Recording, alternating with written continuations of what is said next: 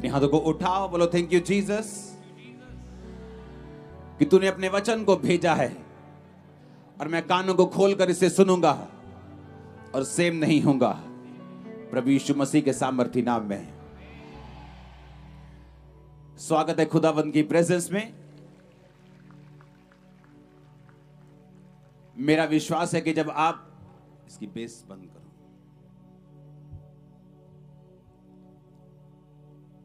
मेरा बिलीव है कि आज जब इन वर्ड्स को आप सुनेंगे आप सेम नहीं होंगे। अपने हाथों को उठाकर एक अंगीकार करो, खुदावन आज जो कुछ मैं सुनूंगा मैं उसे सुनाऊंगा भी। ऊंची आवाज में अंगीकार करो, अपनी आंखों को बंद करके अपने हाथों को उठा के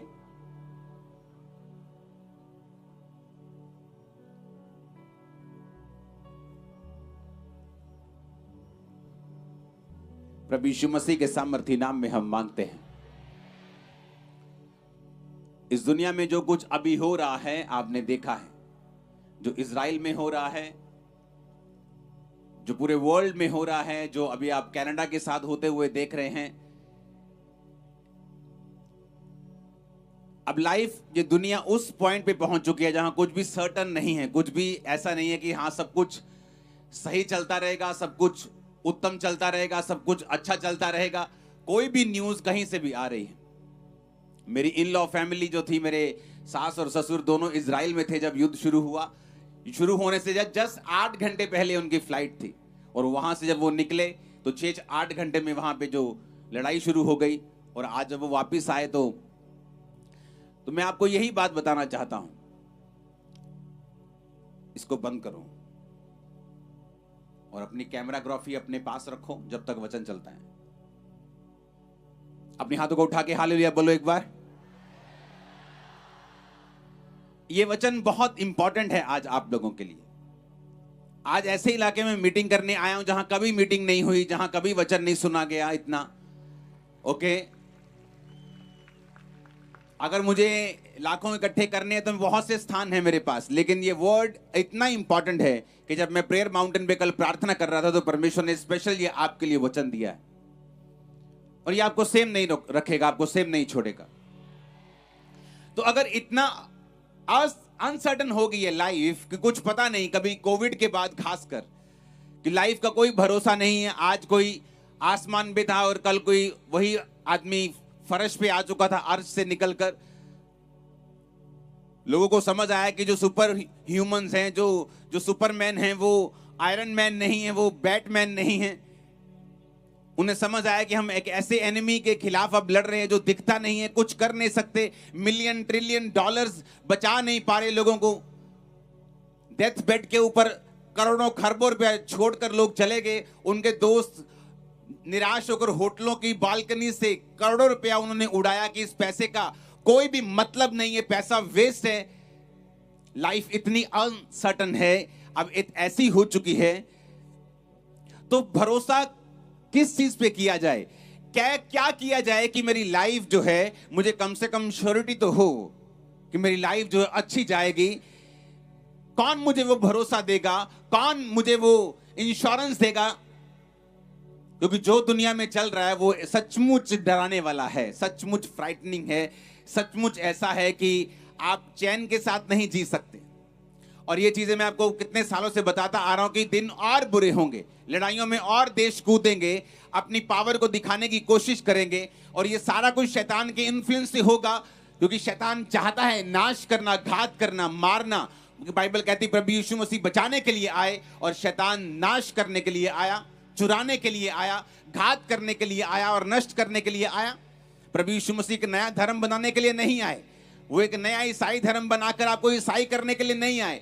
वचन कहता है प्रभु यीशु मसीह बचाने के लिए आए, वो पापियों को मारने के लिए नहीं आए, वो पापियों को बचाने के लिए आए, उनके पाप को मारने के लिए आए। क्योंकि आज आप में से बहुत से लोग यीशु मसीह को अपना जीवन दे देंगे और बचाए जाएंगे और सुरक्षित रहेंगे और इंश्योर्ड रहेंगे कि ये लाइफ और आने वाली लाइफ भी परमेश्वर उनको बचा के रखेगा और सुरक्षित रखेगा। Hallelujah, hallelujah. बाइबल में लिखी है, अगर तुम्हें ऐसी इंश्योरेंस चाहिए, अगर तुम्हें ऐसी लाइफ चाहिए जो डर से रहित हो, अगर तुम्हें ऐसी लाइफ चाहिए जब अनदेखे दुश्मनों से लड़ रहे होंगे तो परमेश्वर तुम्हारे साथ हो। अगर तुम्हें ऐसी श्योरिटी चाहिए तुम्हारे फाइनेंस के लिए, तुम्हारी लाइफ के लिए, तुम्हारे बच्चों के लिए, तुम्हारी फैमिली के लिए, तो वचन कहता है, बाइबल कहती है, फिर हमें क्या करना पड़ेगा कि परमेश्वर हमारे अंग संग होगा और परमेश्वर हमें बचाएगा। वो हमारा चरवाहा होगा, वो हमारा बचाने वाला होगा और वही हमें सुरक्षित रखेगा, वही हमें बचा के रखेगा। ऐसा बाइबल में लिखा है। आज वही चीजें मैं आपके साथ शेयर करूंगा। आज वो वचन मैं आपके साथ शेयर करूंगा जिससे आपको लाइफ की श्योरिटी होगी कि इस अनसर्टेनिटी से भरी हुई दुनिया में जहां कोई मालूम नहीं, आज एक देश में वीजे आ रहे हैं, कल वो देश इंडिया से लड़ पड़ा, अब वीजे बंद हो चुके हैं, क्योंकि ये तो एक छोटी सी चीज है। कल एक देश आराम से पार्टीज लोग कर रहे थे और 1 घंटे बाद ही पार्टीज पे अटैक होता है और पता चलता है कि साथ वाले देश ने अटैक कर दिया है और सारा माहौल, सारी सिचुएशन पूरी तरह से बदल जाती है। लेकिन परमेश्वर आपको एक श्योरिटी देता है। अगर आप आज के वचन को सुन लेंगे, अगर आप आज के वचन को अपने दिल में बैठा लेंगे, मैं आपको श्योरिटी देता हूं, आपका डर खत्म हो जाएगा। मैं आपको श्योरिटी देता हूं, आपको अपने बच्चों की, अपने फ्यूचर की, अपने फाइनेंस की फिर परवाह नहीं होगी। परमेश्वर आपके साथ होगा। इसका मतलब ये नहीं परवाह नहीं होगी तो आप केयरलेस हो जाएंगे और लाइफ ऐसे ही चलेगी, लेकिन फिर आपको चलाने वाला परमेश्वर होगा, आपको बचाने वाला परमेश्वर होगा। मैं एक ऐसे घराने से आया हूं जहां कोई प्रभु यीशु मसीह के नाम को जानता तक नहीं था। आज से 17 साल पहले मुझे इतना तक नहीं मालूम था कि कलीसिया नाम का भी कोई शब्द दुनिया में होता है। कभी ऐसे घर में कलीसिया लगती है या ऐसे चर्च होती जहां लोग इबादत करते हैं, इतना मालूम होता कि यहाँ क्रॉस लगी है, ये लोग जीसस क्राइस्ट को मानते हैं और ऐसे ऐसे करते हैं। तो जब मैं अपने कॉलेज में जाता था चंडीगढ़, तो ऐसे ऐसे क्रॉस रास्ते में आता तो ऐसे ऐसे कर लेता था एक बार कि ये ईसाइयों का परमेश्वर है, ऐसे ऐसे करते हैं, तो मैं भी ऐसे ऐसे कर लेता हूँ। मैं उस घराने से आया हूँ जिस घराने को यीशु मसीह के नाम का मतलब तक मालूम नहीं था, मालूम यीशु मसीह के नाम को सुना तक नहीं था।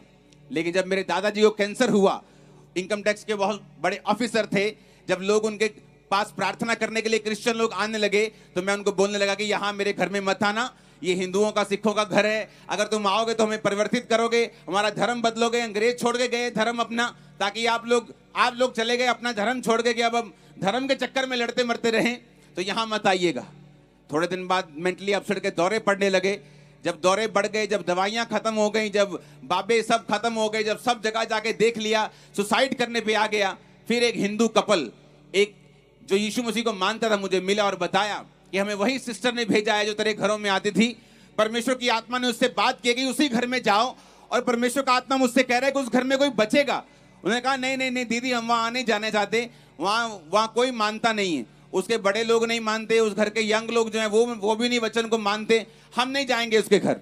वो दीदी बोली नहीं, उस घर में जाओ, क्योंकि परमेश्वर का आत्मा मुझसे कह रहा है कि उस घर में एक रूह बचेगी, तुम जाके सिर्फ प्रीच करो। और आप इमेजिन करो, जब वो उस घर में गए तो मैं उस घर में भी नहीं था। वो मेरे माता पिता को मेरे बेडरूम में बैठकर बात कर रहे थे और उस टाइम मैं नशा कर रहा था, ओवरडोज लेके नशे की। मैं सोच के अपने घर में आ रहा था कि कल को मुझे मालूम था कि नशा करके, ओवरडोज लेके मैं दर्द से फ्री हो सकता हूं।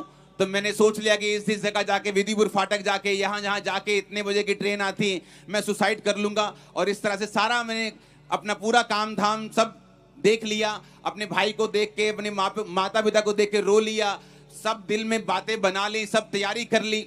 और जब वापिस आया मैं नशा करके अपने घर, तो मेरे बेडरूम में वही कपल बैठा था। तब मैं टूट चुका था, धर्म का सब भूल चुका था कि ऐसा ये धर्म है, वो धर्म है। अपनी लाइफ में सेल्फ सेंटर्ड हो चुका था, बीमारियों से फ्री नहीं हो रहा था, अटैक से फ्री नहीं हो रहा था, मेंटली अपसेट के दौरों से फ्री नहीं हो रहा था। तो तब वो व्यक्ति मुझे मिले और बताया कि प्रभु यीशु मसीह धर्म और जात को बदलने के लिए नहीं आए, वो जीवन को बदलने के लिए आए।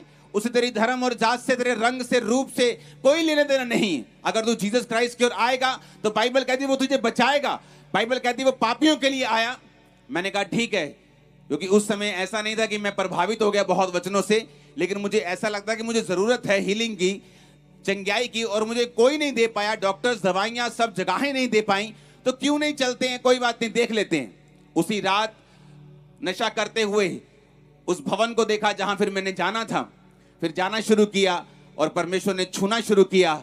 जिस दिन पहली प्रार्थना मुझ पे हुई, ये मुझे मालूम हो चुका था, चाहे मैं मसीह में नहीं था, ये मुझे मालूम हो चुका था कि अगर कोई मेरा इलाज कर सकता है वो सिर्फ जीवित परमेश्वर है, प्रभु यीशु मसीह है। एक प्रेयर यूहन्ना 14:23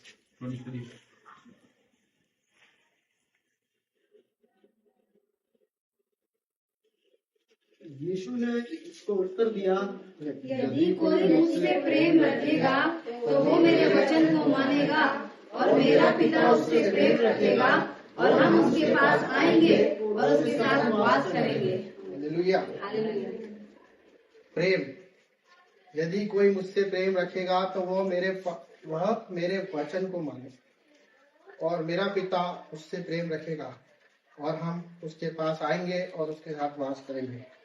ये एक कमिटमेंट है परमेश्वर का, यीशु मसीह का एक कमिटमेंट है हम सबसे। प्रेम कि यदि तुम मुझसे प्रेम करोगे, तो तुम मेरे वचन को भी मानोगे और मेरा पिता भी तुमसे प्रेम करेगा और हम तुम्हारे साथ वास करेंगे। हम देखेंगे परमेश्वर ने हमको बहुत सारे वादे किए, उसमें से कुछ वादे हम देखेंगे। जैसे उसने हमको करौली के क्रूस में सारी आशीषें दे दी थी। उसने वहां कहते सब कुछ कंप्लीट पूरा हुआ। उसने हमें चंगाई दी, कहते हैं कि यीशु के कोड़े खाने से हम हो गए हैं। धन और महिमा परमेश्वर की ओर से आती है। हम कहते हैं अच्छा घर, अच्छी जिंदगी वो देता है, अच्छी नौकरी, बच्चे, हर एक आशीष प्रभु ने कंप्लीट कर दी। किनके लिए? जो लोग परमेश्वर के पुत्र से प्रेम करते, यीशु मसीह कंप्लीटेड हो गई। फिर आज हम बहुत सी चीजों के लिए प्रार्थना कर रहे हैं। आज भी हम बहुत सी चीजों के लिए सालों से प्रार्थना कर रहे हैं, सालों से। फिर ये वचन प्रभु ने हमको दिया है तो हमको ध्यान देना है कि कहीं ना कोई हमारे अंदर ही, मेरे अंदर ही कुछ मिस्टेक होगी। क्योंकि परमेश्वर ने तो बोल दिया कि कोई मुझसे प्रेम करेगा तो वो मेरे वचनों में भी चलेगा और मैं उसके साथ वास करूंगा। तो वो जो क्यों है ना, वो हमको खटता है, विशेषकर मुझे, कि वो क्यों वो आशीष हमें नहीं मिलती है, क्यों वो चाबी आज हमें नहीं मिलती, जबकि परमेश्वर ने बोला कि सारी चीज तेरे लिए खोल रखी है। वो चाबी हमारे पास नहीं है, वो लॉक लगा हुआ है। परमेश्वर हम प्रार्थना करते हैं, वो कवर्ड में सब कुछ है, धन, महिमा, आशीष, अच्छी जिंदगी, दीर्घ आयु, अनंत जीवन, हर एक वो चीज, स्वर्ग का द्वार, हर एक बात प्रभु ने उस की को हमारे लिए दे दी थी। आज हम देखेंगे वो प्रतिज्ञा देने के बाद भी वो चाबी हमारे पास नहीं है। मैं आशा करता हूँ कि परमेश्वर आज इस वचन के द्वारा वो की हमको मिल जाए, हमारे सवालों का जवाब मिल जाए और हम वो दुनिया की तरह न रहे और हम परमेश्वर के प्रेम को जान लें। पर उससे पहले हमें अपने आप से कुछ बातें करनी है, क्योंकि जरूरी है कि वचन की तरफ ध्यान दें, अपने आप को जांचे। क्या केवल यीशु का नाम लेना ही सब कुछ होता है? कि सिर्फ हम यीशु का नाम ले रहे हैं और लेते जा रहे हैं और हम कह रहे हैं मसीह में, तो हमको जानना है कि उसके लिए हम जीते भी हैं, पहला।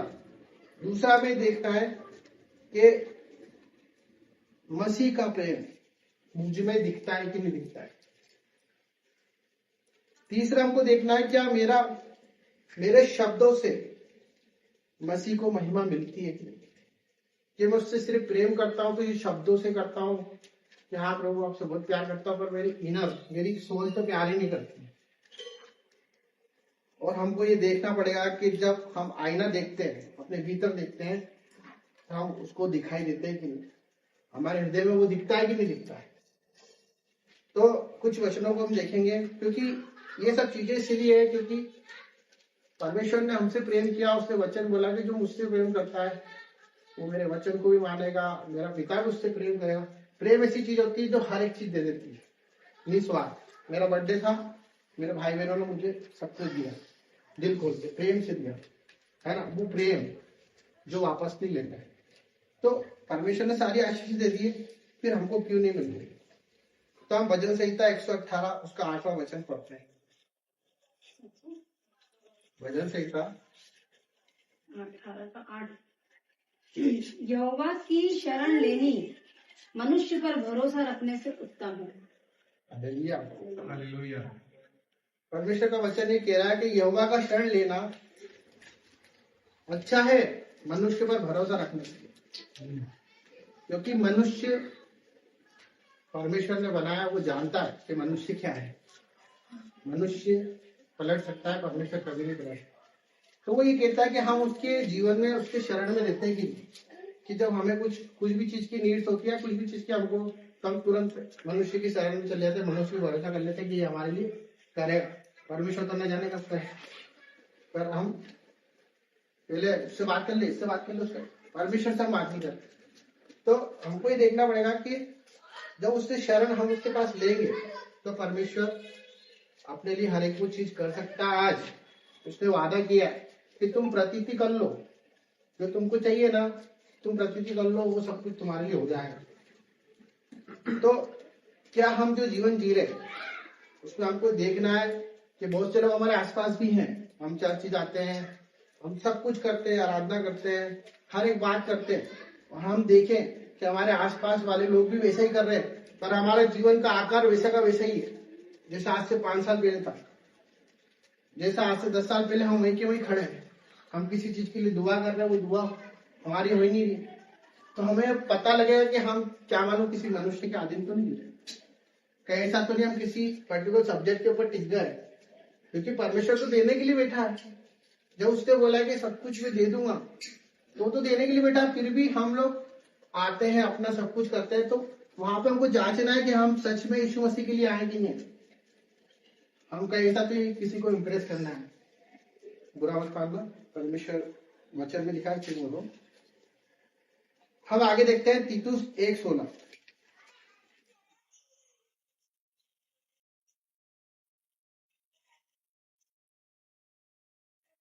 वे कहते हैं कि हम परमेश्वर को जानते हैं, पर अपने कामों से उसका इनकार करते हैं, क्योंकि वे घृणित और आज्ञा न मानने वाले हैं और किसी अच्छे काम के योग्य नहीं। हालेलुया। परमेश्वर का वचन ये कह रहा है कि हम परमेश्वर को तो जानते हैं, पर उसके कामों को करते कि नहीं करते। वचन तो हमने सुन लिया, वचन में लिखा है कि अगर तेरे पास 2 रोटी है तो एक जाके दे क्या, तेरे पास 2 कपड़े हैं तो दूसरा दे दे। अगर तेरे पास जो भी है ना, तेरी कुवत नहीं है भाई, वो मैंने दे रखा है, सांस ही चल रही है ना, ये मेरी है, तेरी नहीं है।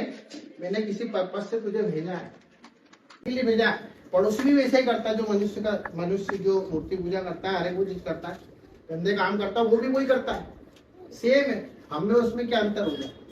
जब उसने बोला है कि तुम मेरे वचन को सुन ले, तो पड़ोसी भी हम बिठा लेंगे ना, अभी सुन लेगा, वो सुन लेगा आके, बोले हाँ मैं भी जानता हूँ यीशु मसीह को, मैं प्रार्थना में जाता हूँ। प्रार्थना में जाने से और वचन पढ़ने से सब कुछ होता है, पर उसके साथ उसके कार्य भी करने पड़ते हैं। कोई गरीब है, कोई दुखियारी है, कोई परेशान है, किसी का कोई नहीं, किसी का पति चले गया, उसका कोई नहीं है, किसी का बाप पिलस रहा, किसी का भाई तड़प रहा, वो हमारा ही भाई है। उसका एक उदाहरण है जो कि हम वचन से देखेंगे, लूका 10 उसका 35 अध्याय।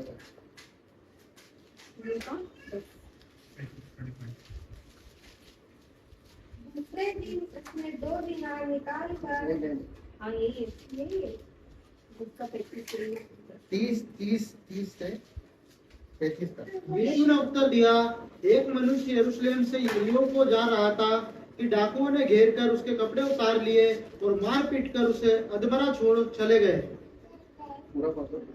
और ऐसा हुआ कि उसी मार्ग से एक याजक जा रहा था, परंतु उसे देख के कतरा कर चला गया। इसी रीति से एक लेवी उस जगह पर आया, वह भी उसे देख के कतरा कर चला गया, परंतु एक सामरी यात्री वहां आ निकला और उसे देखकर तरस खाया।